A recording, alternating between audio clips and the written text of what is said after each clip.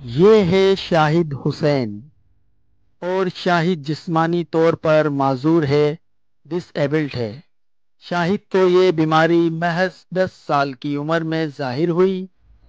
اس کے باوجود شاہد نے بڑی ہمت اور بہادری سے اس کا مقابلہ کیا اور اپنی محنت سے نہ صرف اعلیٰ تعلیم حاصل کی بلکہ اپنی قابلیت کے اور ذہانت کے دم پر پاکستان پوسٹ میں کلرک کی نوکری بھی حاصل کر لی۔ اس معذوری کے باوجود شاہد روزانہ معمول کے مطابق آفس جاتا ہے اور ایمانداری سے اپنے فرائض سر انجام دیتا ہے، کیونکہ شاہد کا یہ ماننا ہے کہ رزق حلال کمانا بھی ایک عبادت ہے۔ اور آج شاہد ان تمام لوگوں کے لیے ایک مثال بن چکا ہے جو جلد ہی ہمت اور حوصلہ ہار جاتے ہیں۔ تو چلیے آج آپ کو اس باہمت نوجوان سے ملواتے ہیں جس کے حوصلے آسمانوں کی طرح آج بھی بلند ہیں۔ میں جو ڈسیبلٹی ہے میری، وہ ہمیں کوئی 10 سال کے عمر میں معلوم چلی، جس کا نام ہوتا ہے اسپائنل مسکولر ایٹروفی۔ تو یہ مسکولر ایٹروفی پہ کہلاتی ہے، مسکولر ڈیسٹروفی پہ کہلاتی ہے۔ ذرا ریئر قسم کی ڈیزیز ہوتی ہے، اور اس کے بارے میں اویئرنیس جو ہے وہ بہت کم ہے۔ عمومی طور پر اس کو پولیو میں ہی کاؤنٹ کیا جاتا ہے، لیکن یہ بہت ڈفرینٹ سمٹمس کے ساتھ ہوتی ہے۔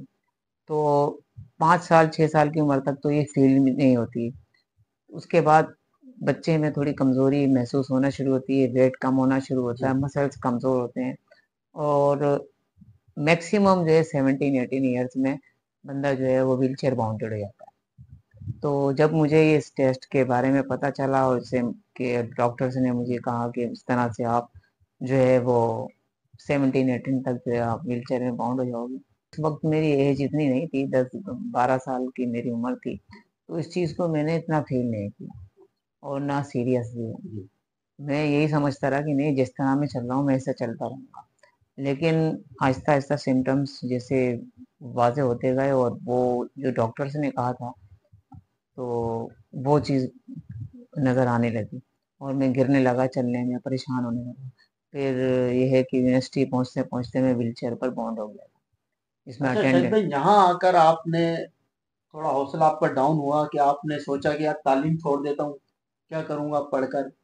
یونیورسٹی میں سول انجینئرنگ میں میدان میں لیا، وہاں وہاں مجھے ذرا احساس ہوا کہ میں اٹینڈنٹ کے بغیر نہیں چل سکتا، فائنینشیل سپورٹ کے بغیر نہیں چل سکتا۔ مایوسی ہوئی، چھوڑنے میں بہت دکھ ہوا، تکلیف ہوئی، کیونکہ میری بچپن سے خواہش تھی کہ میں انجینئر ہوں، لیکن وہ نہیں بن سکا۔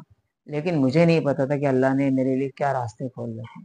اسی دوران جو ہے وہ میری پوسٹ آفس میں جاب ہو گئی، اور جب میری انکم آئی، سیلری آئی، تو مجھے محسوس ہوا کہ اب میں خود کفیل ہونے لگا ہوں، اب میں کسی پر ڈیپینڈنٹ نہیں ہوں۔ کہ آپ پراپر ایمانداری سے ڈیوٹی کرتے ہیں، ریگولر آتے ہیں، تو یہ بات کہاں تک صحیح ہے؟ یہ بات کافی حد تک صحیح ہے کہ میرے کولیگز بھی اس کی گواہی دیں گے، اور جن لوگوں نے میرے ساتھ کام کیا ہے، کہ میں ریگولر جو ہے آفس جاتا ہوں۔ کبھی بھی میں اس طرح سے نہیں کرتا کہ میں کوئی بہانہ کروں اپنے ڈسیبلٹی کو بنیاد بنا کر، یا اس سے کوئی میں ناجائز فائدہ اٹھاؤں۔ ریگولر میں نے ڈیوٹی کری ہے ماشاءاللہ، جتنی بھی سروس ہے میری، اس سروس کے دوران میں ریگولر جاتا رہا ہوں۔ کچھ عرصے کے لیے میں بیمار رہا ہوں، تو بس وہ میری چھٹیاں ہیں، باقی میں پسند نہیں کرتا کہ گھر پہ بیٹھوں، اور جیسا کہ اکثر ڈسیبلڈ کے بارے میں مشہور ہے کہ ڈیوٹی نہیں کرتے اور یہ ایسے ہی تنخواہ لیتے ہیں۔ ایسا نہیں ہے، بہت سارے ڈسیبلڈ ہیں جو ڈیوٹی کرتے ہیں، اور جس کی مثال میں آپ کو اپنے آپ کو دے رہا ہوں، اور میرے لوکیلٹی کے لوگ، قریبی دوست اور آفس کے لوگ، یہ سب اس کی گواہی دیں گے کہ میں جو ہے وہ ریگولر آتا ہوں۔ جو ہمارا معاشرہ ہے، آپ کیا کہتے ہیں کہ معاشرہ ایسے جو ہوتے ہیں ان لوگوں کے بارے میں کیسی سوچ رکھتا ہے؟ آپ نے فیل کیا ہوگا، اتنا لمبا عرصہ آپ اسکول بھی گئے، کالج بھی گئے، یونیورسٹی بھی گئے، پھر جاب بھی اویل کی، جاب پہ بھی آپ گئے کنٹینیو، تو آپ نے کیسا لوگوں کو دیکھا؟ یہاں کے لوگوں کو زیادہ تر سپورٹ میں دیکھا یا پھر تھوڑے سے یا اگینسٹ دیکھا؟ اس سلسلے میں زیادہ خوش قسمت ہوں کہ میرے گھر سے بھی مجھے بہت سپورٹ ہے۔ اسکول سے میرے دوست جو ہے نا، انہوں نے فزیکلی بہت سپورٹ کیا۔ کالج کے جو 2 سال تھے، انہوں نے، اگر وہ میرے دوست مجھے اٹھا کر اور اس طرح سے نہیں لے کے چلتے، تو میں یہ شاید نہیں کر پاتا. تو ان کا بھی میں شکریہ ادا کرتا ہوں اس ویڈیو میں، جنہوں نے میری زندگی کے وہ 2 ذرا مشکل سال تھے ان میں میری بڑی سپورٹ کی. پھر میری بہن اور میرے بہنوئی، انہوں نے جو سپورٹ کی ہے، اور وہ اسکول چھوڑ کے آتے تھے اور فزیکل اور فائنینشیل فیسوں میں اس وقت میری کوئی انکم تو تھی نہیں، تو ان کا بھی مجھ پر احسان ہے. اور پھر اب میرے بھانجا بھانجی جو ہے وہ میرے لیے لگے رہتے ہیں، تو مجھے کوئی اتنا زیادہ پریشانی کا سامنا نہیں کرنا پڑا. لیکن اور جو میں جب باہر نکلا دنیا میں تو میں نے رویوں میں تھوڑی سی تغیر دیکھا. ڈفرینٹ قسم کے رویے ہوتے ہیں. ایک تو ایکسٹریم میں یہ رویے ہیں کہ ڈسیبلڈ ہے تو یہ نوکری کیوں کر رہا ہے، مطلب اکثر کو تو میں نے یہ اس نظریے سے سوچا ہے کہ یہ بھیک مانگنے ہے. مطلب یہ جو طبقہ ہے اصل میں بھیک مانگنے کے لیے پیدا ہو، ایسا نہیں ہے. اگر آپ ڈسیبلڈ کی جو اندر کی صلاحیتیں ان کو بروکار لائیں گے، ان کو استعمال کریں گے، تو ان میں ایک ٹیلنٹ ضرور چھپا ہوا آپ کو ملے گا. لیکن میں سمجھتا ہوں کہ تمام لوگوں کو چاہیے کہ اب ڈسیبلڈ کے بارے میں تھوڑا سا کانسیپٹ جو ہے نا اپنا وہ پازیٹیو رکھیں. میں نے ایسے لوگ بھی دیکھے ہیں جو ڈسیبلڈ کو اچھی نظر سے نہیں دیکھتے اپنی سروس کے دوران. آپ ان لوگوں کو جو قدرتی طور پر یا ذاتی طور پر پیرالائز جاتے ہیں یا ہو جاتے ہیں، تو ان کو آپ کیا میسج دینا چاہیے؟ دیکھیں، زندگی ایک آزمائش کا نام ہے. مختلف لوگ جو ہے، آپ یہ سوچ لیں کہ اگر آپ کو 10 سال کی عمر میں آزمائش ملی ہے تو وہی اسی قسم کی آزمائش ایک آدمی کو 60 سال میں بھی ملے گی. تو بہت سارے لوگ سمجھتے ہیں کہ میں بوڑھا ہی نہیں ہوں گا، میں ہمیشہ جو ہے وہ اسی طرح ایبل رہوں گا، ایسے ہی رہوں گا، میرے ہاتھ ایسے چل. ایسا ممکن نہیں ہے. ڈسیبلٹی کہیں نہ کہیں زندگی میں جا کر ہوتی ہے. اور مختلف لوگ میں نے دیکھے کہ جو میں آپ کو سینہ چوڑا کر چلتے تھے، اور مطلب ان کے ذہن میں وہی فرونیت تھی کہ بھائی میں تو کمزور پڑوں گا نہیں، لیکن ایک ہی جھٹکے میں ایک بیماری میں اللہ تعالیٰ نے توڑ کے بیڈ پہ لے آتا ہے.